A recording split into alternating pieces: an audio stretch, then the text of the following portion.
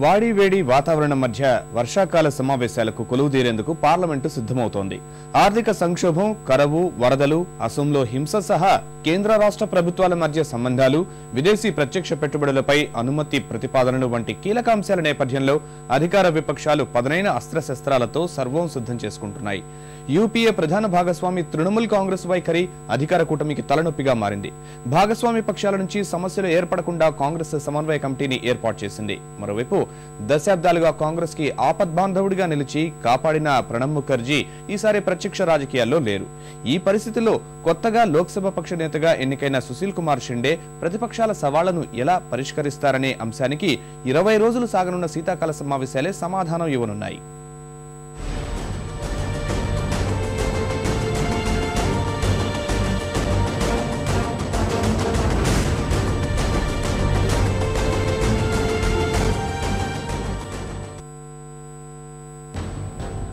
UPA 2 ఏర్పడినప్పటి నుంచి సమస్యలు ఎదుర్కొంటున్న కాంగ్రెస్ కి పార్లమెంటు సమావేశాల నిర్వహణ కత్తిమీద సాముగానే సాగనుంది. పలు అంశాల్లో యూపీఏ సర్కారును నిలదీసేందుకు విపక్షాలు ఇప్పటికే సిద్ధమయ్యాయి. ఈ మేరకు ప్రతిపక్షాలు గట్టి కసరత్తు చేసినట్లే కనిపిస్తున్నాయి.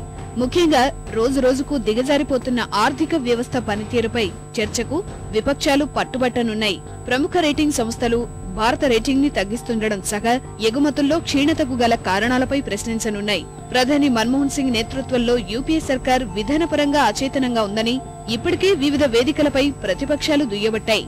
ఆర్థిక సంక్షోభానికి దారితీసిన పరిస్థితులు నివారణకు ప్రభుత్వం తీసుకుంటున్న చర్యలపై వివరణ ఇవ్వాలని విపక్షాలు కోరనున్నాయి. సిద్ధాంతాల పరంగా విడివిడిగా ఉన్న విపక్షాలు కూడా ఈ విషయంలో ఏకమయ్యే పరిస్థితులు కనిపిస్తున్నాయి. ఇక దేశం ఆర్థికంగా బలోపేతం కావాలంటే సంస్కరణ జపం చేస్తున్న కేంద్రం ఇందుకు విదేశీ ప్రత్యేక పెట్టుబడులు ఎఫ్డీఐలను అనుమతించటమే మార్గమన్నట్లు వ్యవహరిస్తోందని విపక్షాలు విమర్శిస్తున్నాయి. బీమా, పెన్షన్ సహా దేశ చిల్లర వర్తకంలోని ఎఫ్డీఐలకు అనుమతి ఇవ్వాలని కేంద్రం పట్టుదలగా ఉంది. బీమా, పెన్షన్లోకి ఎఫ్డీఐలను అనుమతిస్తే సామాన్యుడికి భరోసా ఉండదని విపక్షాలంటున్నాయి. అటు చిల్లర వర్తకంలోకి ఎఫ్డీఐలను అనుమతిస్తే దేశంలో లక్షలాది కుటుంబాలు రోడ్డున పడతాయని ఆందోళన వ్యక్తం చేస్తున్నాయి.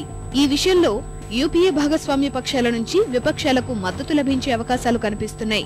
ఎఫ్డీఐలను ఇప్పటికే తృణమూల్ కాంగ్రెస్ గట్టిగా వ్యతిరేకిస్తుండగా యూపీఏకి బయట నుంచి మద్దతిస్తున్న సమాజ్వాదీ రైతుల ప్రయోజనాలపై స్పష్టమైన ప్రకటన కోరే అవకాశముంది.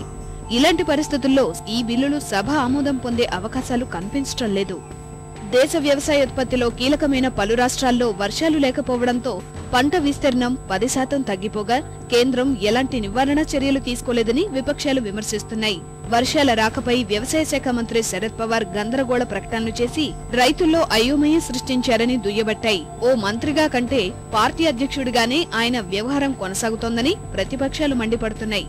దేశంలో నెలకొన్న కరువు పరిస్థితులపై చర్చకు విపక్షాలు పట్టుబట్టే అవకాశాలున్నాయి. ఇదే సమయంలో వర్షాలు లేకపోవడంతో ఉత్తరప్రదేశ్, పంజాబ్, హర్యానా, రాజస్థాన్ తదితర రాష్ట్రాలు ఉత్తరాది గ్రిడ్ నుంచి కేటాయించిన దానికంటే అధిక కరెంటును వాడుకోవడం చివరికి అది 20 రాష్ట్రాలను చీకట్లోకి నెట్టిన వైనంగా ప్రతిపక్షాలు కేంద్రాన్ని నిలదీయనున్నాయి.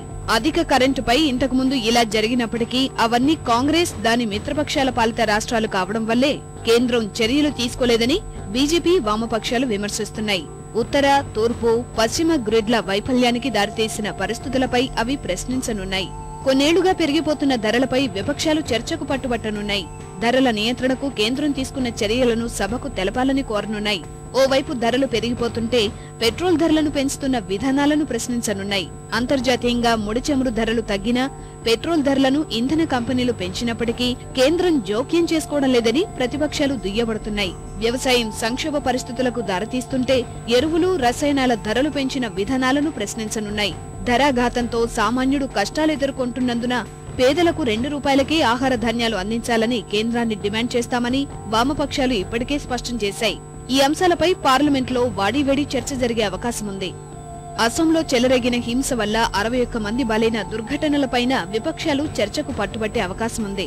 బంగ్లాదేశ్ నుంచి వచ్చిన వలసదారులు స్థానికులకు మధ్య చెలరేగిన ఘర్షణలను నివారించడంలో కేంద్ర, రాష్ట్ర ప్రభుత్వాలు విఫలమయ్యాయని ఆరోపిస్తున్నాయి. తాము కోరిన 2 రోజుల తర్వాత కేంద్ర బలగాలు వచ్చాయని కాంగ్రెస్ కే చెందిన ముఖ్యమంత్రి తరుణ్ గొగోయ్ చేసిన ఆరోపణలతో యూపీఏ సర్కార్ను నిలదీసేందుకు సిద్ధమవుతున్నాయి. లోక్పాల్ బిల్లు, 2G స్పెక్ట్రమ్, బొగ్గు క్షేత్రాల అనుమతుల కుంభకోణాలు, సమావేశాలను కూడా స్తంభింపజేసే సూచనలు కనిపిస్తున్నాయి. ప్రస్తుతం ఎంపిక కమిటీ పరిశీలనలో ఉన్న లోక్పాల్ బిల్లును సెప్టెంబర్ 3న రాజ్యసభలో ప్రవేశపెడతామని కేంద్రం సంకేతాలిచ్చింది. రాజ్యసభలో యూపీఏ కూటమికి తగినంత బలం లేకపోవడం వల్ల ఈ బిల్లు ఆమోదం పొందే అవకాశాలపై అనుమానాలు నెలకొన్నాయి. ప్రధాని మన్మోహన్ సింగ్ పైన అవినీతి ఆరోపణలు వచ్చిన బొగ్గు క్షేత్రాల కేటాయింపులపై విపక్షాలు చర్చకు పట్టుబట్టే సూచనలున్నాయి. 2G స్పెక్ట్రమ్ అవినీతికి యూపీఏ 1 హయాంలోనూ ఆర్థిక మంత్రిగా పనిచేసిన చిదంబరమే కారణమని ఆరోపించిన బీజేపీ గత కొన్ని పార్లమెంట్ సమావేశాల్లో ఆయన ప్రసంగాన్ని కూడా అడ్డుకుంది. ఎయిర్సెల్ మ్యాక్సిస్ ఒప్పందంలో చిదంబరం తన కుమారుడి కంపెనీకి లాభం కలిగే విధంగా వ్యవహరించారని బీజేపీ ఆరోపిస్తోంది.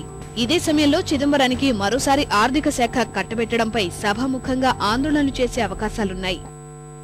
హర్యానా మనేసర్ మారుతి సుజుకి ప్లాంట్లో చెలరేగిన హింస, అమెరికాలో సిక్కులపై ఉన్మాది చేసిన కాల్పులు సహా కేంద్ర నిఘా సంస్థ సివిసి, కేంద్ర ఎన్నికల సంఘం CEC, controller and auditor general CAG అధిపతుల నియామకాల విధానాలను మార్చాలనే అంశాలు కూడా చర్చకు వచ్చే అవకాశముంది.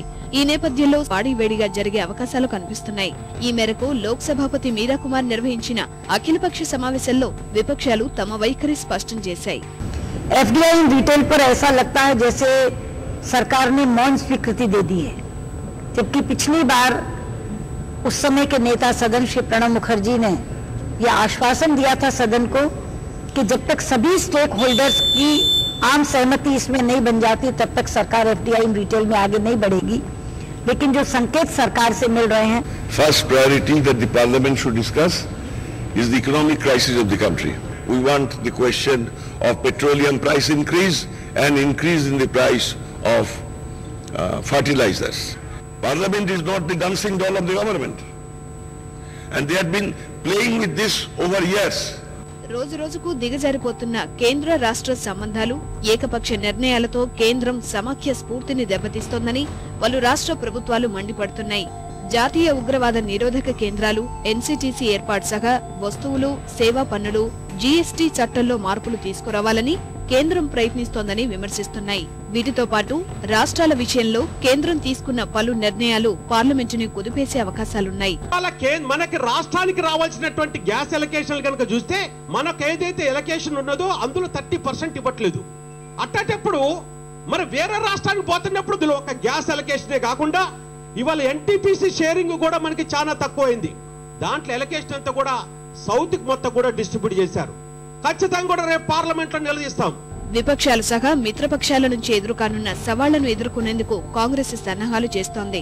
పలు ప్రభుత్వ విధానాలను వ్యతిరేకిస్తున్న ప్రధాన భాగస్వామ్య పక్షం తృణమూల్ కాంగ్రెస్ సహా ఎన్సీపీని బుజ్జగించేందుకు సమన్వయ కమిటీని సమావేశాల ప్రారంభానికి 2 రోజుల ముందు నియమించింది. యూపీఏ అధినాయకురాలు సోనియా గాంధీ నేతృత్వంలోని ఈ కమిటీలో కాంగ్రెస్ నుంచి ప్రధాని మన్మోహన్ సింగ్, మంత్రులు యాంటోనీ, చిదంబరం, సుశీల్ కుమార్ షిండేలను సభ్యులుగా నియమించారు. మిత్రపక్షాల నుంచి మంత్రులు అజిత్ సింగ్, ఫరూక్ అబ్దుల్లా, ఈ అహ్మద్ కి స్థానం కల్పించారు. అయితే తృణమూల్, ఎన్సీపీ సహా డీఎంకే తమ ప్రతినిధులను ఇంకా ఖరారు చేయలేదు. సమావేశాలు సజావుగా సాగేందుకు సహకరించాలని విపక్షాలకు కాంగ్రెస్ విజ్ఞప్తి చేసింది.